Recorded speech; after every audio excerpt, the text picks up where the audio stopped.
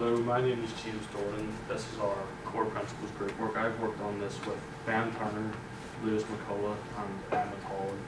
Our game is going to be a horror game based on the Forgotten Horror.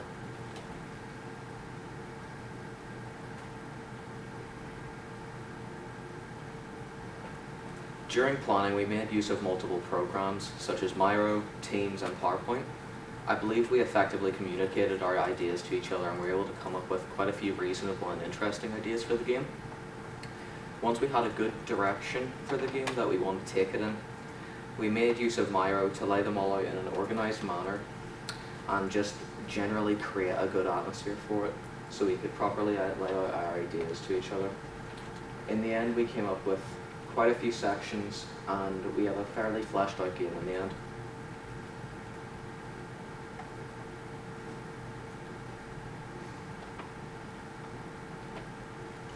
I think that's it.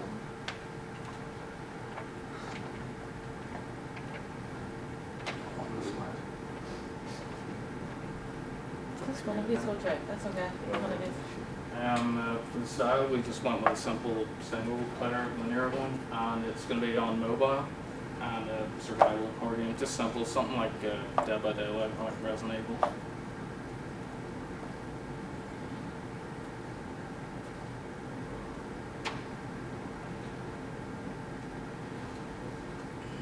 So this is some of the concept art that I came up with the enemies.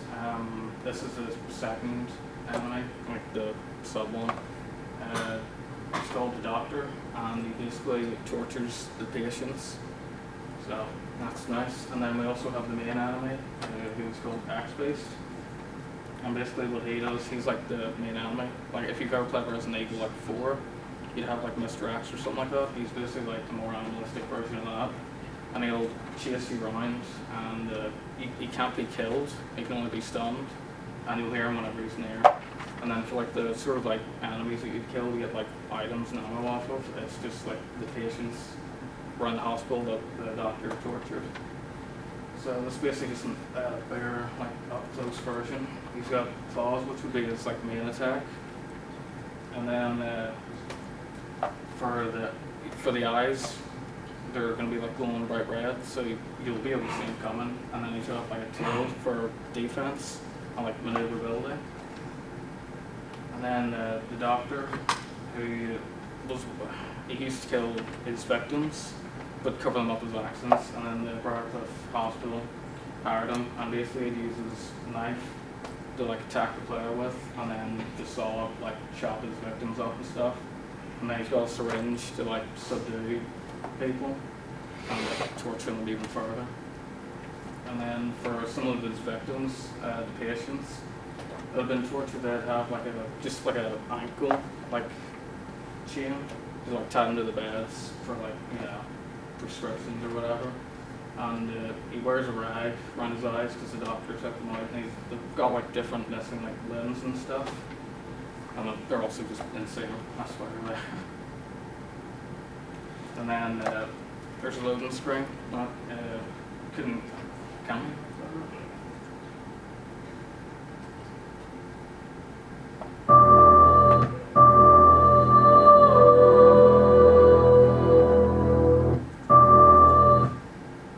So that's basically the loading screen that you'd have if you're like loading into a new section or just in the game. And then up next is core principles. So everyone's going to cover that. So yeah, within our core principles slide here, we have like quite a few features we thought were very good. We thought they were suitable for the game environment. We had chasing, we had a stress mechanic, we had when the X-Base is near you, that's when chases will actually trigger. There's basic fighting mechanics to help the player clear out enemies. You'll mostly be running away and you won't really try and fight much, but there's detection mechanics as well. There's one-time stun weapons, so you can actually get away from the monster. There's quite a few items, pickups, chases, animations, and all things for objectives too. We found them to be quite useful and thought they just fit well in the game environment.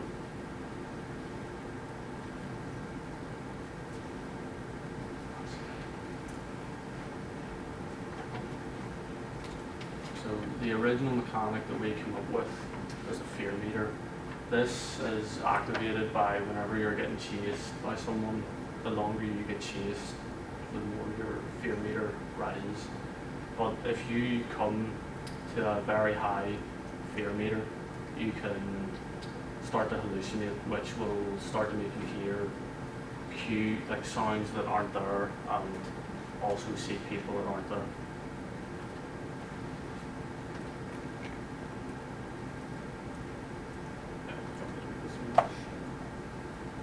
So for some of the non-core mechanics that we came up with, it was basically just like a leather jacket that you could wear, and it would reduce damage taken and like make it harder for the doctor who stabbed you. And then you also have like some character customization. It's not too much, just like sort of like changing the color of your leather jacket. And then you can also explore in some of the rooms, but you don't necessarily have to. It's just like pick up like enemies, like meds or whatever. But like if you don't do that, the game will be more difficult.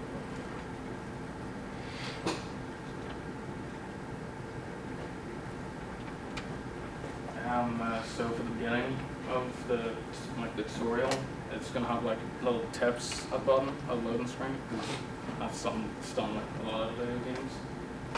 And then the opening sequence will teach you like how to like move around and like just the basics you need, like play the game and survive, like picking up meds and like shooting and like movement and that sort of stuff. And then you'll start inside the hospital with like boarded up windows and windows. You won't really know why you're there. And then as you progress through the story, you'll like hopefully be able to like find out and remember.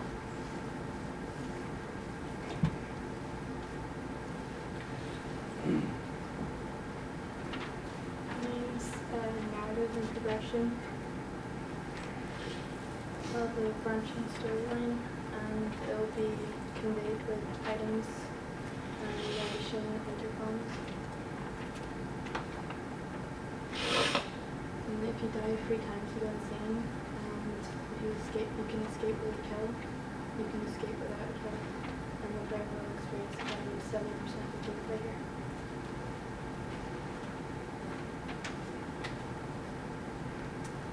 There are 3 separate environments in this game. There's the hospital, the alleys, and the streets. The hospital layout will be square, and there will be a courtyard in the middle, and there will be alleys throughout, making its way back into the hospital, like down the side of the hospital and everything, going through windows, and just find your way back in.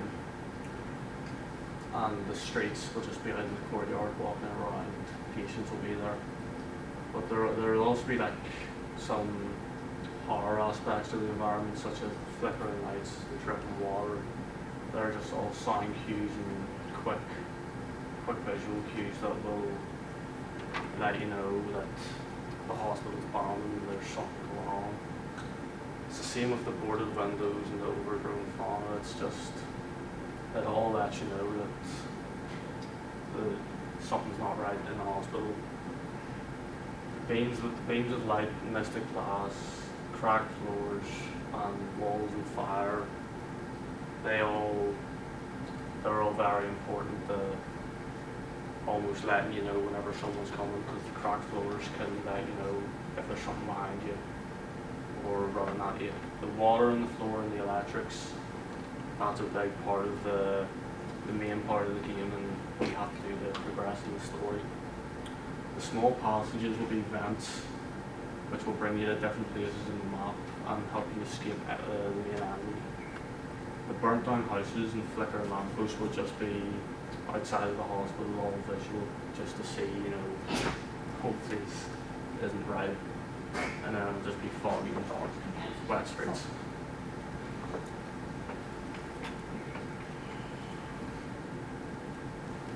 So the main enemy, like I've said before, is X-Base, and he'll like always be chasing you for the most part, but he'll be like pretty like docile and like dumb and silent, and he's obviously very animalistic. That's why he's got like claws and like bullhead and stuff. And we call him X-Base because we took inspiration from Mr. X from Resident Evil, but since he's more animalistic, X-Base.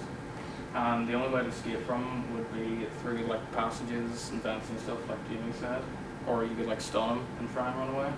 And yeah, like I said before, he can't be killed, but he can be stunned for a short duration of time.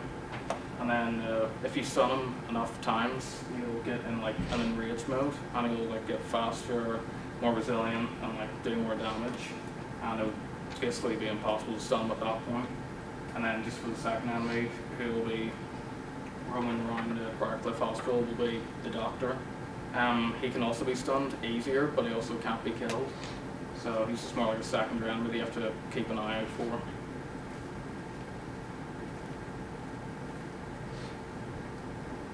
As for appeal, we just wanted to make the game pretty simple to understand, but we wanted to have intriguing aspects to it in the form of its story, gameplay, environments, and mostly the user-friendly opening sequence. We wanted to have both inexperienced users and experienced players to be able to either just have fun during the opening or actually be able to learn something. But the main thing we wanted to do on top of this was just include multiple enemy types, allow the player to discover items, and allow them to experience the branching storylines on the game. Because the replayability we have is mostly a big selling point, honestly.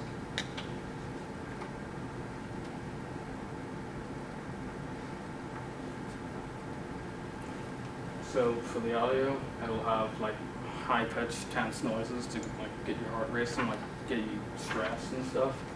And this will stop when the enemy starts following behind you, and then the like music will sort of like pick up. And you'll know whenever the monster like is near, or the Doctor whenever you hear the monster screaming, or like either like whistling or like shoes. And then yeah, you'll hear thudding footsteps as enemies get closer with echoes like the Doctor, or with the patients as well. Quiet and awkward. And it's also going to be a really like high intensity like stress game, so like you're kind of like not going to get a break to like relax and like manage your stuff, because you're going to always be like keeping an eye out for the enemies or hack space and whatnot, and just trying your best to survive basically. And then for the controls, we went with a mobile game, so you'd have the like buttons displayed on the screen, like a control stick to move around, another stick to like move the camera. And one of our main features is that if you're playing with a headset that has a microphone, if you're making noise, it like attracts the main enemy backspace, so we can like hear you and it'll come over. So you really have to like stay quiet, like you're in the situation.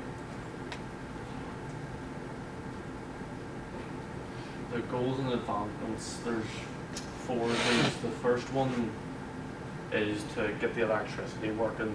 This lets you progress through the map and get towards the next one, which is to kill the enemy. And then after that, escape. Find collectibles is an optional goal that you can just go throughout the game and get, but you don't have to get it.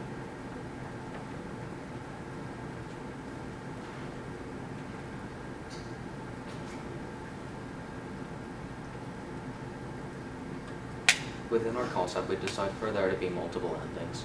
It allows for a unique gameplay experience every time, and it allows returning players to go through the game once again. We've added multiple ideas, and it allows us to just, instead of cutting one out, we can have multiple. And we have multiple endings, as in we can kill the enemy and escape, just escape, or if you die 3 times and you lose the game, there will be a cutscene that plays where you go insane. That's how you'll lose the game. And honestly, just thank you for listening. Hope you enjoyed. Thank you, guys. Anyone have any questions?